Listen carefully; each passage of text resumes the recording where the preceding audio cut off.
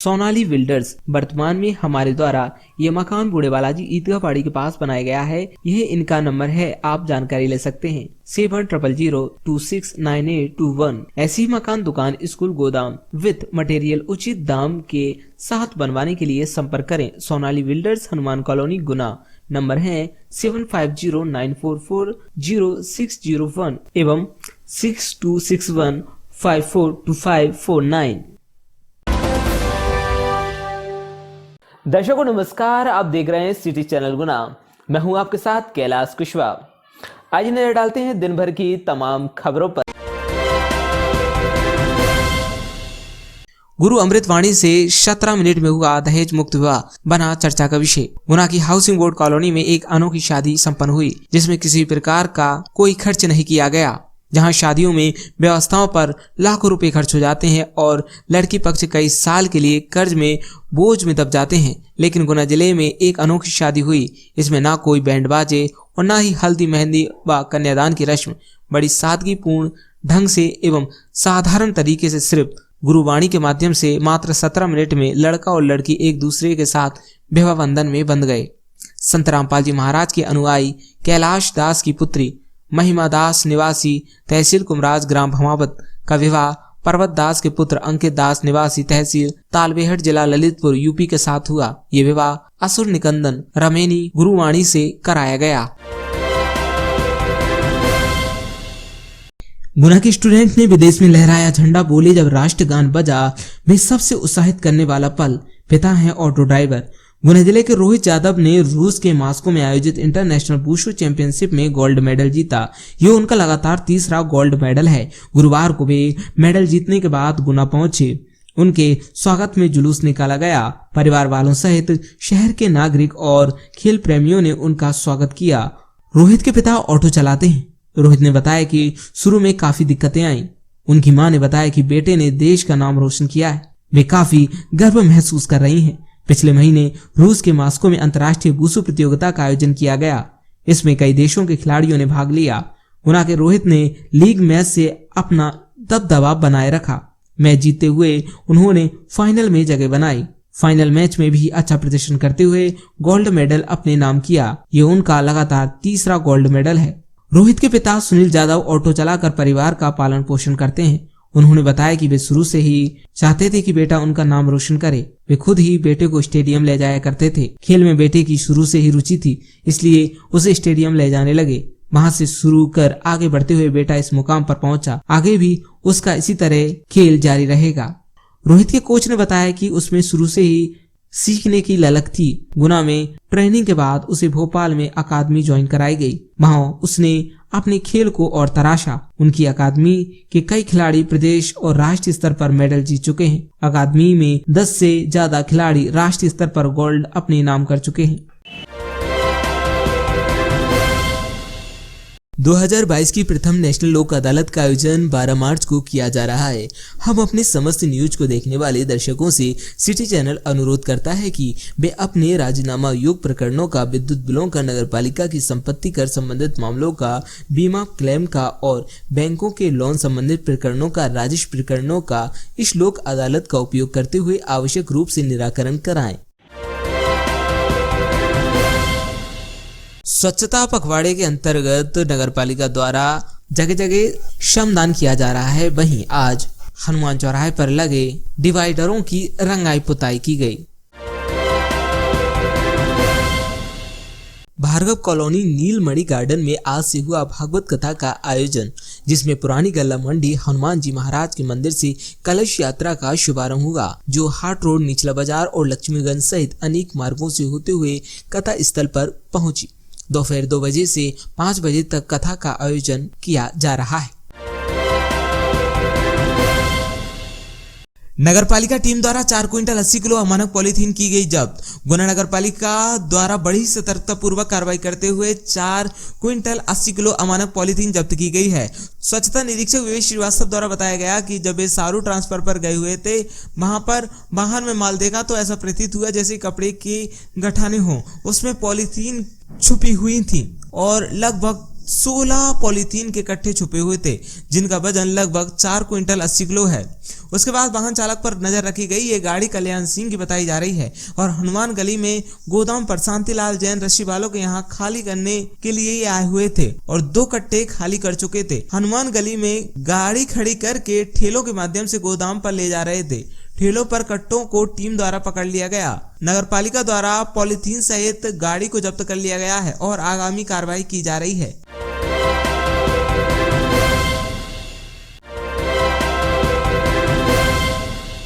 मुफ्त अनाज लेने वाले शिक्षकों पर हुई कार्रवाई। शासकीय सेवक होते हुए भी उचित मूल्य की दुकान से नियम विरुद्ध राशन लेने पर कलेक्टर गुना के निर्देश के पालन में 9 शिक्षकों पर जिला शिक्षा अधिकारी गुना ने की दंडात्मक कार्रवाई। जिला शिक्षा अधिकारी गुना चंद्रशेखर सिसोदिया ने बताया कि रावगढ़ विकास खंड के 9 शिक्षकों जो कि शासकीय सेवक होते हुए भी वंचित वर्ग को मिलने वाला खाद्यान्न नियम के विरुद्ध ले रहे थे, उन पर कार्रवाई करते हुए 2-2 वेतन वृद्धि रोक दी गई है। शाला बंद होने पर शिक्षकों को नोटिस। भंवरी विकास खंड में 2 मार्च को अंकुर अभियान में वृक्षारोपण करने आए कलेक्टर फ्रैंक नोवेल ए को माध्यमिक विद्यालय मुदौल बंद मिलने पर 2 शिक्षकों रघुवीर अहिरवार एवं राजेश धाकड़ को कारण बताओ नोटिस जारी किया गया है। रेलवे सुरक्षा समिति GRP के द्वारा थाना प्रभारी राधेश्याम दांगी ब्यावरा रेलवे स्टेशन के देखरेख में चाचौड़ा बीनागंज रेलवे स्टेशन पर वृक्षारोपण किया गया, जिसमें उपस्थित थे रेलवे सुरक्षा समिति के सदस्य रामस्वरूप परिहार, विनोद अहिरवार, राजकुमार सत्यकार, देशराज भील, विनोद कुमार अहिरवार और चाचौड़ा बीनागंज रेलवे स्टेशन के स्टाफ। अच्छी फिल्में कम चलेंगी तो क्या अच्छी फिल्में बनाना बंद कर दें? कम लोग सुनने वाले हैं तो क्या अपनी भाषा का स्तर गिरा दें? जयप्रकाश चौकसी जी की स्मृतियां शेष हैं। जब हमने निशान सांस्कृतिक पत्रिका भेंट की और निजीकरण विरोधी कमेटी के लिए मिले तो बहुत खुश हुए और बोले कि सार्वजनिक संस्थानों से देश के आम आदमी को सुविधाएं राहत मिल सकेंगी। आनंद मोहन माथुर जी, पूर्व एडवोकेट जनरल, साहित्यकार कुमार अम्बुज जी, लेखक श्रवण गर्ग का जिक्र चर्चाओं में जरूर करते हैं। आम गरीब की चिंता फिल्म समीक्षा में जरूर करते थे। सादर नमन। बिलासपुर मंडल में नॉन इंटरलॉकिंग कार्य के चलते कुछ गाड़ियां निरस्त रहेंगी। दक्षिण पूर्व मध्य रेलवे बिलासपुर मंडल के छुलहा अनूपपुर रेलखंड पर तीसरी रेल लाइन जोड़ने के लिए अनूपपुर स्टेशन पर दिनांक 8 मार्च तक नॉन इंटरलॉकिंग का कार्य किया जाना है। नॉन इंटरलॉकिंग कार्य की अवधि में इस मार्ग से होकर गुजरने वाली गाड़ियों को निरस्त करने का निर्णय लिया गया है। गाड़ी संख्या 22-909 बलसाडपुरी एक्सप्रेस दिनांक 3 मार्च को तथा गाड़ी संख्या 22-910 पुरी बलसाड एक्सप्रेस दिनांक 6 मार्च को अपने प्रारंभिक स्टेशन से निरस्त रहेगी। गुना कलेक्टर फ्रैंक नोवेले के निर्देशानुसार लगातार की जा रही कार्यवाही। कलेक्टर फ्रैंक नोवेले के निर्देशानुसार जिले में विभिन्न खाद्यान्न प्रतिष्ठानों का औचक निरीक्षण कर खाद्य पदार्थों के नमूने लिए जा रहे हैं, जिन्हें जांच के लिए प्रयोगशाला भेजा जाएगा। इसी क्रम में अनुविभागीय अधिकारी रावगढ़ पर्यवेक्षण में खाद्य सुरक्षा प्रशासन की टीम द्वारा खाद्य प्रतिष्ठानों का औचक निरीक्षण किया गया। लोकसभा क्षेत्र की अध्यक्षता में जल विकास समन्वय एवं निगरानी समिति दिशा की बैठक 7 मार्च को होगी। कलेक्टर फ्रैंक नोवेल ए ने अधिकारियों को जानकारी तैयार करने के निर्देश दिए। कलेक्टर फ्रैंक नोवेल के निर्देशानुसार दिशा बैठक के आयोजन हेतु आवश्यक जानकारी तैयार करने के सभी जिला अधिकारियों को निर्देश दिए गए। अपर कलेक्टर विकास एवं मुख्य कार्यपालन अधिकारी जिला पंचायत गुना द्वारा बताया गया कि डॉक्टर KP यादव सांसद लोकसभा क्षेत्र गुना की अध्यक्षता में जिला विकास समन्वय एवं निगरानी समिति की बैठक 7 मार्च को दोपहर 12 बजे कलेक्ट्रेट सभाकक्ष में आयोजित की जाएगी। कलेक्टर फ्रैंक नोवेले बोले कि हमें तब खुशी होगी जब बच्चे अपने माता पिता को साथ रखकर खुशियां देंगे। माता पिता और वरिष्ठ नागरिक भरण पोषण कल्याण अधिनियम की जिला स्तरीय बैठक आयोजित। कलेक्टर फ्रैंक नोवेले ने माता पिता और वरिष्ठ नागरिकों का भरण पोषण के अंतर्गत दर्ज प्रकरणों की समीक्षा की। गुना जिले के म्याना थाना क्षेत्र अंतर्गत सिरसी में एक महिला की नदी में डूब जाने के कारण मौत हो गई। वहीं गुरुवार को उसके शव का पोस्टमार्टम कर परिजनों को सौंपा गया। परिजनों से मिली जानकारी अनुसार महिला के घर के पीछे नदी है।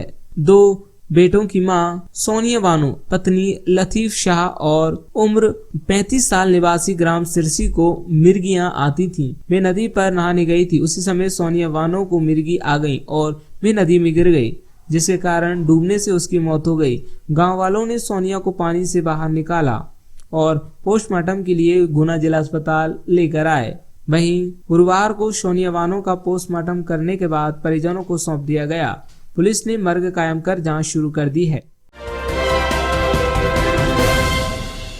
गुना जिले में 4 डिप्टी कलेक्टरों को राज्य शासन के नवीन आदेश से ज्वाइंट कलेक्टर के पद पर पदोन्नत किया गया है। ब्रजेश शर्मा और एसडीएम आरवी सिंडोशकर, श्रीमती सोनम जैन और वंदना राजपूत एसडीएम चाचौड़ा। ऑपरेशन मुस्कान के तहत गुना पुलिस की सक्रिय कार्रवाई। आरोन थाना क्षेत्र से अपहृत किशोरी को खोजकर उसके अपहरण व दुष्कर्म के आरोपी को किया गिरफ्तार। आरोन थाना प्रभारी निरीक्षक विनोद सिंह राठौर और उनकी टीम द्वारा थाना क्षेत्र से गायब हुई एक नाबालिग किशोरी को दस्तयाब कर उसके अपहरण व दुष्कर्म के आरोपी को गिरफ्तार किया गया है। पुलिस विभाग से सेवानिवृत्ति पर पुलिस अधीक्षक ने दी ससम्मान भावभीनी विदाई। पुलिस विभाग में अपनी 62 वर्ष की आयु तक सेवा देकर विगत दिनांक 8 फरवरी 2022 को जिले से उप निरीक्षक रामकिशन जाटव, सहायक उप निरीक्षक देवीराम एवं प्रधान आरक्षक कुलदीप भटनागर के सेवानिवृत्त होने पर पुलिस अधीक्षक राजीव कुमार मिश्रा द्वारा तीनों पुलिस कर्मचारी को ससम्मान भावभीनी विदाई दी गई। 2022 की प्रथम नेशनल लोक अदालत का आयोजन 12 मार्च को किया जा रहा है। हम अपने समस्त न्यूज को देखने वाले दर्शकों से सिटी चैनल अनुरोध करता है कि वे अपने राजीनामा योग्य प्रकरणों का, विद्युत बिलों का, नगर पालिका की संपत्ति कर संबंधित मामलों का, बीमा क्लेम का और बैंकों के लोन संबंधित प्रकरणों का, राजस्व प्रकरणों का इस लोक अदालत का उपयोग करते हुए आवश्यक रूप से निराकरण कराएं। नमस्कार दर्शकों, 12 मार्च को नेशनल लोक अदालत का आयोजन गुना के न्यायालय में किया गया है। साथ ही चाचौड़ा और रावगढ़ न्यायालयों में भी लोक अदालत लगेंगी। राजीनामा योग्य प्रकरणों को लोक अदालत में प्रस्तुत किया जाता है। यहाँ जो राजीनामे होते हैं उनकी कहीं भी आगे अपील नहीं हो सकती है। नगरपालिका के संपत्ति कर मामले एवं बैंक के अन्य मामले, एमपीवी के मामलों की भी सुनवाई यहाँ होगी। यहाँ अलग से छूट मिलेगी। हम अपने समस्त दर्शकों से अपील करते हैं कि वो अपने राजीनामा योग्य प्रकरणों में लोक अदालत में पेश कराकर अपने इस छूट का लाभ उठाएं। 12 तारीख को नेशनल लोक अदालत के माध्यम से संपत्ति कर और समेकित कर एवं जल कर में जो लगने वाली पेनल्टी है उसमें छूट है। उसके लिए अभी हमने 500 बकायादारों को नोटिस जारी कर रहे हैं और सभी से अनुरोध कर रहे हैं कि जिनका भी बकाया जल कर, संपत्ति कर, समेकित कर है वो नेशनल लोक अदालत में आकर जमा कराएं एवं पेनल्टी में जो छूट है उसका लाभ प्राप्त करें। ग्राहकों के लिए जैसा कि ये हर बैंकों का हिसाब अलग अलग होता है। पंजाब नेशनल बैंक में जो राष्ट्रीय लोक अदालत जो होती हैं उसमें अलग अलग कैटेगरी के जो लोन होते हैं, जैसे कि जिसमें कि आपके सब स्टैंडर्ड हैं, कुछ दिन पुराने हुए, या फिर आपके DB1, DB2, DB3 या लॉस कैटेगरी में होते हैं, उसके हिसाब से जिस कैटेगरी में जो लोन अपना बिलोंग करता है उसके हिसाब से उसमें कुछ रियायत बैंक द्वारा दी जाती है। जैसे कि अपना जो लॉस कैटेगरी वाले होते हैं या फिर DB3 वाले होते हैं उसमें बैंक के द्वारा 75 से लेके 75% तक की छूट दी जाती है, जिसमें कोई सिक्योरिटी हमारे पास में अवेलेबल ना हो। सब स्टैंडर्ड वगैरह होता है तो जो KCC के लोन होते हैं वो सरकारी योजनाओं में जो लोन हुए हैं वो उनके हिसाब से जो अलग अलग कैटेगरी में जो बिलोंग कर जाता है उसके हिसाब से बैंक के द्वारा सुविधा दी जाती है। वो सुविधा आपकी 50% से लेके 70% के आसपास भी होती है। इसमें हाउसिंग लोन भी आता है कैसे? हाउसिंग लोन नहीं आता है। क्यों नहीं आता है? क्योंकि उसमें सब्सिडी वो हमारे पास में सिक्योरिटी अवेलेबल होती है, और जिन प्रकरणों में हमारे पास में सिक्योरिटी अवेलेबल होती है उन प्रकरणों को हमारे द्वारा लोक अदालत में भेजा नहीं जाता है। और ये लोक अदालत के साथ साथ जो है हमारे पास में हर सोमवार के दिन जो है एक मुश्त समझौता योजना भी चालू है। उसमें जो भी ग्राहक उस चीज़ के लिए लाभ लेना चाहता है वो सोमवार में आके हमारी जो पास वाली शाखाएं होती हैं उनमें आके संपर्क कर सकते हैं, और जो भी उनके लिए जो रियायत उसमें बनती है वो हम लोग दे सकते हैं उसमें। सर दर्शकों को क्या कहना चाहेंगे आप सिटी चैनल के माध्यम से जो लोक अदालत लगेगी? देखिए, सबसे पहले तो मैं यही कहना चाहता हूं कि जो आपके खाते हैं उनको नियमित चलाएं, क्योंकि आज के टाइम पे जो है बैंकों से सारे के सारे लोग जुड़े होते हैं, विभिन्न प्रकार की योजनाएं हैं, तो आप जितना उसको सही चलाएंगे वही आपके लिए सबसे सही रहेगा। क्योंकि हमारे बैंकों के अलावा दूसरे बैंकों में या प्राइवेट बैंकों में जो भी है वो सारा सिविल के ऊपर ही आज के टाइम पे डिपेंड करता है। तो आपकी सिविल रहेगी तो आप सरकारी योजनाओं का या दूसरे प्रकार की योजनाओं का बैंक से अच्छी तरह से लाभ ले सकते हैं। अगर आपकी सिविल वगैरह ख़राब रहती है तो उससे ये है कि कोई भी बैंक हुआ, वो चाहे सरकारी हुआ चाहे प्राइवेट हुआ, वो आपको बैंक लोन देने में आनाकानी करता है। इसलिए सबसे पहले तो आप उसको अकाउंट को सही चलाइए। अगर किसी कारणवश आपका अकाउंट भी ख़राब होता है तो पहले उसको सही करवाने का आप प्रयत्न करिए। अगर उसके बाद भी ज़्यादा ही कंडीशन ख़राब है तो आपको उसको एक मुश्त समझौता, जो विभिन्न बैंकों की विभिन्न प्रकार के रहता है कि कितना वो परसेंटेज आपको छूट दे सकते हैं, उसके हिसाब से आप उसको एक मुश्त समझौते में बंद करवा सकते हैं।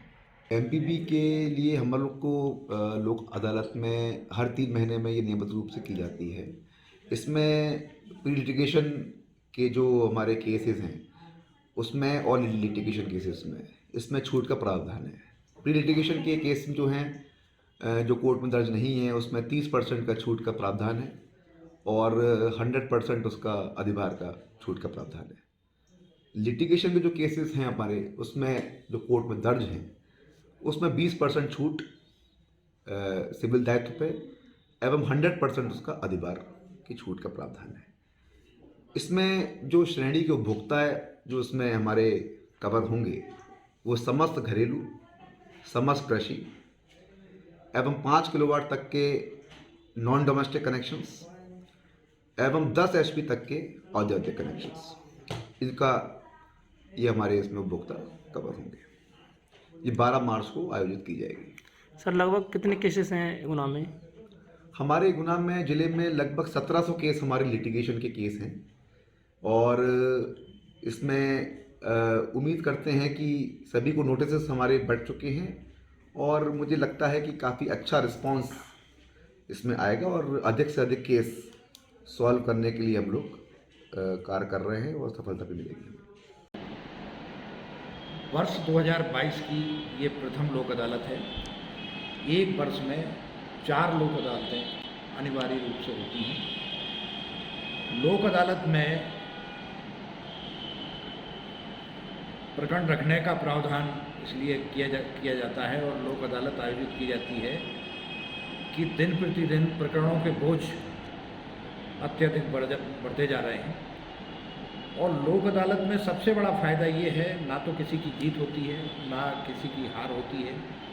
आपसी सामंजस्य से ये प्रकरण निपटाए जाते हैं। इसका जनता को लोक अदालत के माध्यम से ज़्यादा लाभ लेना चाहिए। वर्तमान में लोक अदालत में न्यायालय भी पूर्ण सहयोग करता है और जितना लाभ दिया जा सकता है वो प्रकरण में दिया जाता है और इसमें शीघ्र निराकरण किया जाता है।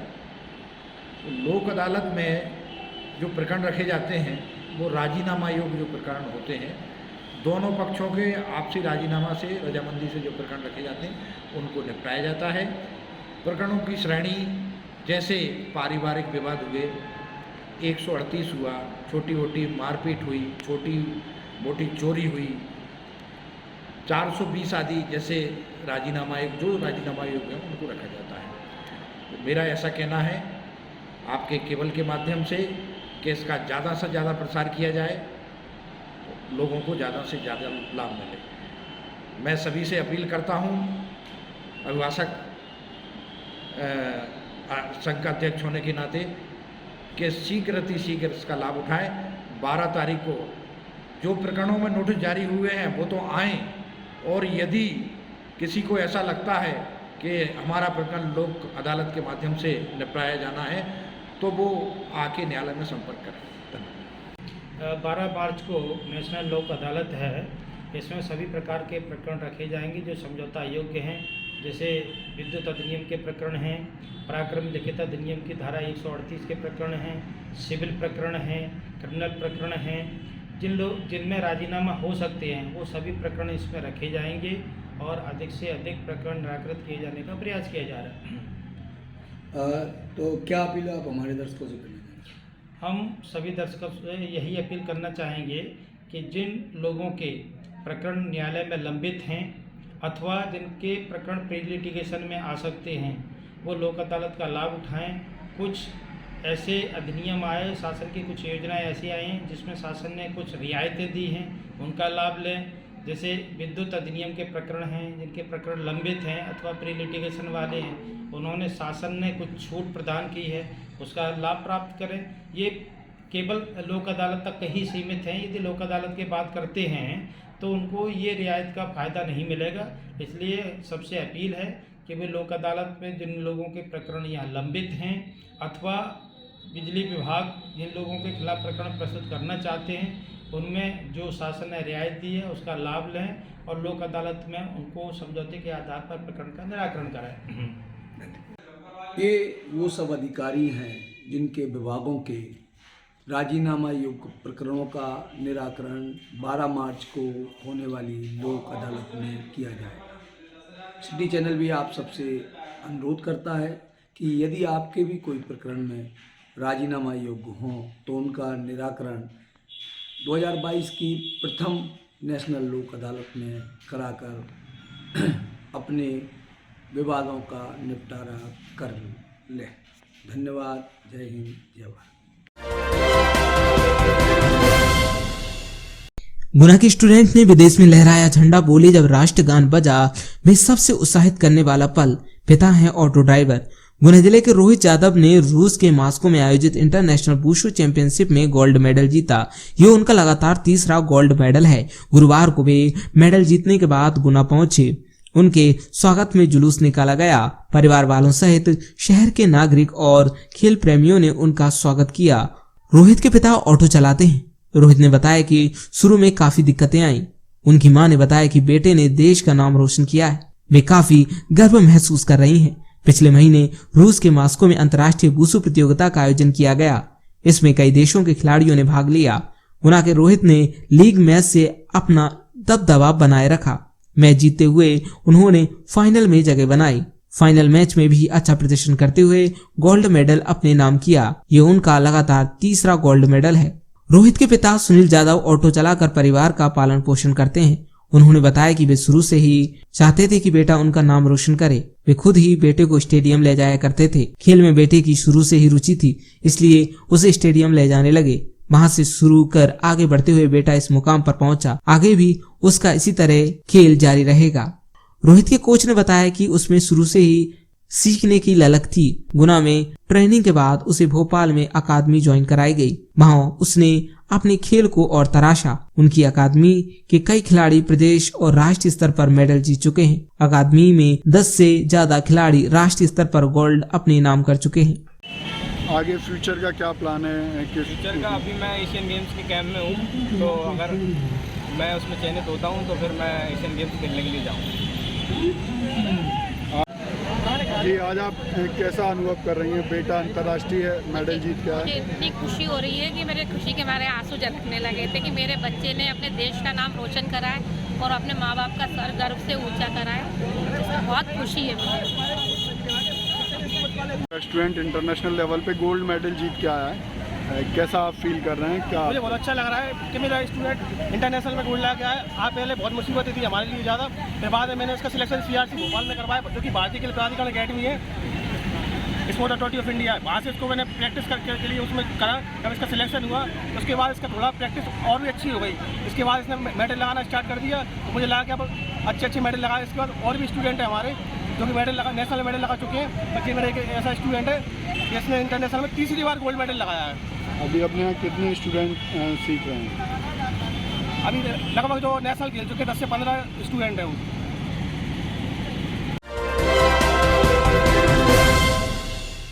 गुरु अमृतवाणी से 17 मिनट में हुआ दहेज मुक्त विवाह बना चर्चा का विषय। गुना की हाउसिंग बोर्ड कॉलोनी में एक अनोखी शादी संपन्न हुई, जिसमें किसी प्रकार का कोई खर्च नहीं किया गया। जहां शादियों में व्यवस्थाओं पर लाखों रुपए खर्च हो जाते हैं और लड़की पक्ष कई साल के लिए कर्ज में बोझ में दब जाते हैं। लेकिन गुना जिले में एक अनोखी शादी हुई। इसमें ना कोई बैंड बाजे और ना ही हल्दी मेहंदी व कन्यादान की रस्म। बड़ी सादगीपूर्ण ढंग से एवं साधारण तरीके से सिर्फ गुरुवाणी के माध्यम से मात्र 17 मिनट में लड़का और लड़की एक दूसरे के साथ विवाह बंधन में बंध गए। संत रामपाल जी महाराज के अनुयायी कैलाश दास की पुत्री महिमा दास निवासी तहसील कुमराज ग्राम भमावत का विवाह पर्वत दास के पुत्र अंकित दास निवासी तहसील तालबेहट जिला ललितपुर यूपी के साथ हुआ। ये विवाह असुर निकंदन रमेनी गुरुवाणी से कराया गया। आपका नाम क्या है? महिमा आप कहाँ के रहने वाले हो? आपके गुरुजी क्या नाम है? संत रामपाल जी। आपने कब से जुड़े हुए? 2000